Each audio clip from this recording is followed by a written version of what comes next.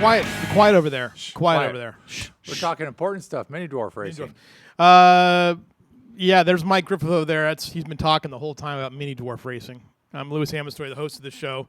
Mike is over there in the corner. Mike, what have you been talking about over there? Well, I've been talking about the mini dwarf race. Chloe was in it. Chloe was in it. A little rough. Saturday night.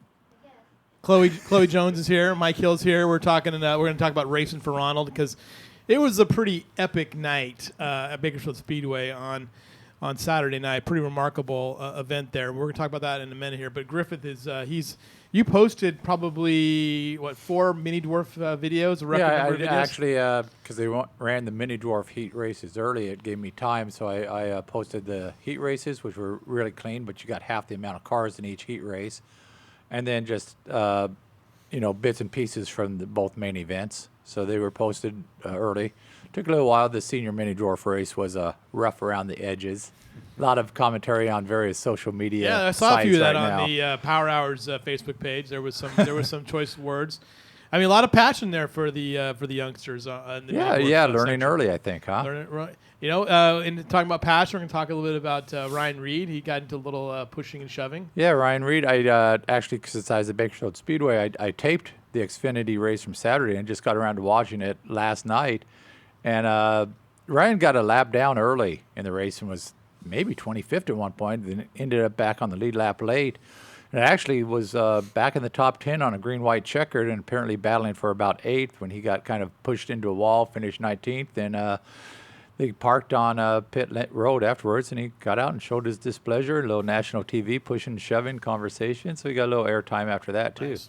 Yeah, he's not really a big guy either. He's not like he's not going to be a scrapper or anything like that. I think Harvick told him to do that. No, but I think it's good to see the passion from Ryan, and he said the other driver's explanation was what was green-white checkered. And he says, I don't know what that means. I guess the rules are gone then.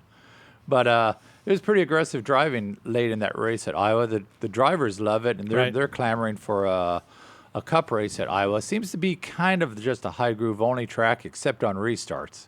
And a lot of fun on the restarts there. They get too wide and a lot of action. And then we had some action clear across the country, too.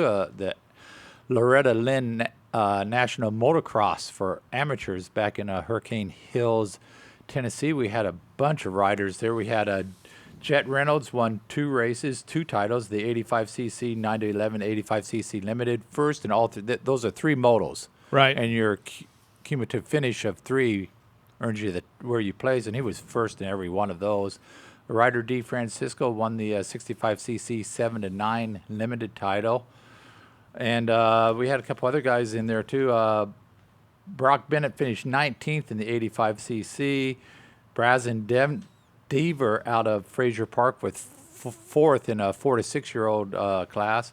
And Styles Robertson was 15th in the mini seniors 1 to 12 to 13-year-olds. Probably not the finish he was looking forward to. He finished 3rd and 6th and then had a DNF, so probably was looking for potential top 5. And Styles was coming off a broken foot a few months ago. Wow. So a lot of local riders back there doing well. So catching up on what we're doing with the motocross guys. So that's kind of fun. Yeah, catching up on that. And Ethan Dotson, sports mod racer back in Iowa, won the Harris Clash in Webster City. They drew for the start. He got the pole, and he led every lap. And Ethan's like 17 or 18 now? He's 17, but he went back there to try to do 16 to do a lot of racing. Yeah. And he's getting a lot of racing. That's his first win back in Iowa. All right, let's get to some business here real quick before we get to Chloe and Mike. This is brought to you by the Bakersfield California. We've been covering racing since the beginning. By the way, I saw a note, some conversations on Facebook about, I think it was Felix Adamo and the historian over at BHS, Ken Hooper, talking about the Californian covering racing as early as 1900, motorcycle racing, I guess it was. So interesting stuff there. This is show number 24, and you can follow us on Facebook. We just reached 1,500 likes on Facebook, so thanks everybody for that. You also can find us on Instagram, YouTube, and on Twitter. And we'll post these videos on YouTube a little bit later on. Last week, my choice for the Grumpy Griff, even though we didn't run it in print, was Eric Richardson with the wins in those twin 35s out at KCRP. Who do you like this week? Kyle Wood. Kyle Wood, Bobby okay. Stock race, All just right. because of the finish. that one was rough. A lot of yellows in the first half of the race, I think, and then it got to even in the last part, a couple one because there was a yellow with 4 laps to go. I think that's when Kyle got into second. Is that when you had Mike Hill was up there in second a lot? Yeah, I was mainly in second and had mechanical problems. So They had mechanical problems. Kyle Wood ends up in second with, I think, 4 laps to go, and there was a caution, so there's a restart. And Steven Johnson pretty much pulled away, had a few car links on him, looked like he was going to win. Then another caution came out with 2 laps to go and set a pretty wild finish. And Kyle drove it really deep on the bottom there in turn 3 and came out turn 4, and it's a drag race and won by a couple of feet. And so, nice race. Very nice race, very nice event, very nice evening. We'll talk more about that here momentarily. Don't forget, December 5th, we're going to have our special section, the end of the year power hour special section. I think Chloe Jones might be in this thing too at some point. I'm sure Mike Hill will. We'll get a mention in that. It's going to be a 60-page special section in the Bakersfield Californian. Or did I say 40 pages? I'm getting my pages confused here. Who knows? It's going to be big, though. You're going to have the All-Area Driving Awards will be announced on December 5th in that section. So you want to get a copy of that on December 5th. If you want to advertise in it, let us know as well. And let's talk about this one. I didn't realize the Pocono looked like Churchill Downs.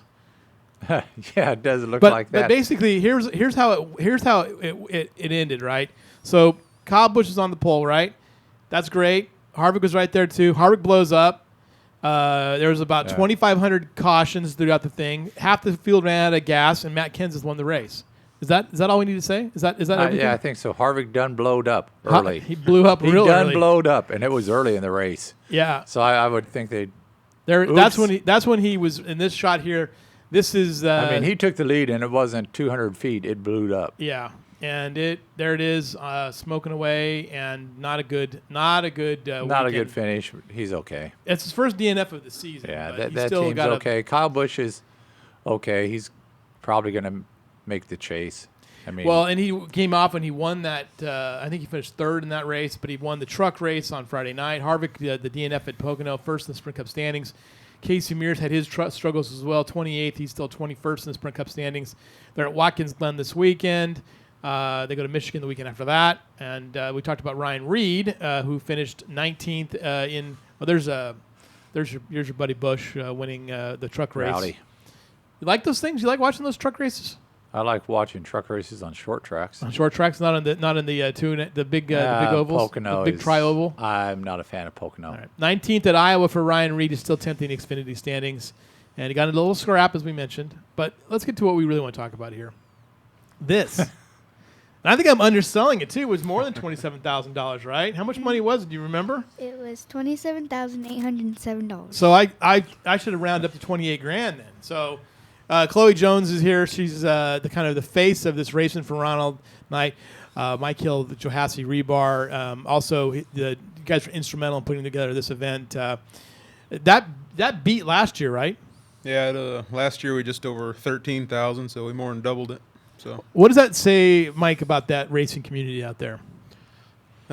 they pulled all together and we raised a lot of money. So I can't thank everybody enough that came out and donated all their time and bought raffle tickets for everything and just donated time and money. Has helped raise a lot of money for the local charity here. Chloe, what did you think about the night? How did it go for you? I thought it went pretty awesome, especially how much money we raised. Did you expect, when you heard the final amount of money, what was your thought? What was your reaction? My reaction was I was about to cry. Really? Yeah. Nice. And you were there. I saw you earlier in the day, and I thought, oh man, she looks pretty tired. She's gonna be able to make it all day long. You were working the things, and you were getting ice cream. You were and stuff. What was your favorite part about the day? Everything. Everything. Mm-hmm. You didn't get me in the dunk tank though. You were like gone. I don't know what happened. See, there I am. I got dunked several times by. Who's that guy with that? The gremlin in the back there. That the green guy gremlin. with the camera around him, sneaking behind and hitting the magic button. That was pretty good. And let me tell you, at the end of the day, I should got an award for being in that water. At the end of the day, it was a little interesting. At the end of the day, Yeah, everybody else's body stuff. Yeah, exactly. But a fun night. And did you guys already give the money to the Ronald McDonald House? I don't know. But are you looking forward to that? I'm sure Scarlett Sabin will be very excited about having that in there. Yeah, and see, what I love about the dunk tank is you can buy the balls to throw, but that's a waste of time. Right. Exactly. Because you're going to go in. You're going to go in. You're going to go in. You know what the interesting about the dunk tank is? Did you go in the dunk tank? Yeah. Did you? You can never be prepared for it. You just never know when it's going to happen. You just go down, and then there's water in your mouth and your nose, and it's just fantastic. So your chances of disease have gone up tremendously. So now you're going to be under pressure to beat this next year. Yeah. Way under pressure. So you doubled it basically this year. So now you more than doubled it. So now you're gonna have So is 54,000 doable next year? Can we count? Can we get a promise for that? I think we can. $54,000. She just said it right here. So you feel pretty good about that? Yeah, I do. All right, Mike. What do you think? Think we can do that next year? 54,000. That'd be awesome, but we'll try. What was Sadie's reaction to? Because we got a note from her late. Well, it was Sunday morning. It was like 12:30 a.m. when we got the note that the 27,000 had been raised, and she was thanking us for us. What was her reaction? What was your reaction too? My reaction was pretty ecstatic. I mean, I thought last year 13,000 was a lot of money, and then we doubled that this year. So I mean, yeah, I think to raise 27,000 from an event that's not really that large. I mean, no. when you think about the amount of participants. We're talking in the hundreds at the little carnival and thing going in and out. A couple thousand at the race maybe. So this isn't a huge. So a lot of sponsors as well, right? In addition to a lot of sponsors stepped up and donated a lot of money throughout everybody. And then I think the actual night of the event, raffle prizes. I think we 8,000 or 9,000 we raised at the actual track that night. So. I think 9,000 there, and you had 1,300 from the dunk tanks. Yeah. So, I think Tom Mock must have. I think Tom Mock owes about $125 more, $130 more, because I think he dunked me at least 25 times. I think. Well, I don't think it was 25. It was a lot. It was ridiculous. It was definitely 5. I think he needs. I think he make sure you get some money out of him. I gave him some cash on Saturday. So, all right. So what do you got? And the worst thing is, yeah, I did not win the mini dwarf. You didn't. Kevin Collier's grandson won the mini dwarf. Apparently, I did buy a. You did buy a ticket? I did buy a ticket. What would you have done with the mini dwarf if you would have won it? Sold it and donated some of the money back. Sold it as quick as I could. Well, so when try to fit in there and race. When do you race again? I think this weekend. This weekend? All right. Are you feeling good and going to get a win this season at some point? Yeah. All right. We're going to hold that to you. I think she should be the driver of the week. What do you think about her? What are we going to do about what are we going to do about her in the newspaper? I don't know. We should do something for her about the newspaper. We got to figure that out. Let's talk about that after the show. We're gonna plan something for you in the newspaper, okay? Okay. We have that authority and that power in this place, believe it or not. So we'll get that done. Well, thanks everybody. Johassi Rebar, Mike Hill, Sadie Hill, Chloe Jones. They did such great work for the Ronald McDonald House. Scarlett Sabin, who was here last week and was there and dunked me, I think, at least twice.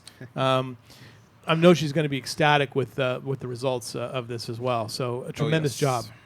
And I think, Mike, this is just another example of what we've seen from this community. Well, it is. I mean, it's not the only thing. It's probably the biggest. It's the largest amount of money I can think of at a track. I know the Racing for Wishes raises some money, and there's both tracks have things going on. But to get to almost $30,000, that's amazing. From as I said, an event that is not that large. We think of those type of numbers from maybe perhaps a larger base of people involved. Right. So it's a shout out to everybody involved. Next time we need to get like Kevin Harvick into the dunk tank or Casey Mears. Can you arrange that? Can you help us with that?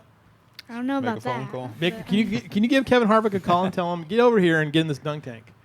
You got some power now. Not very much. Oh, well, okay, all right. All right, Chloe Jones, thanks so much for joining us. Take a break real quick here on the Power Hour. We'll be back with Blake Bowser of Auto Club Formosa Raceway talking about Fast Jack Beckman, whether Blake likes to or not.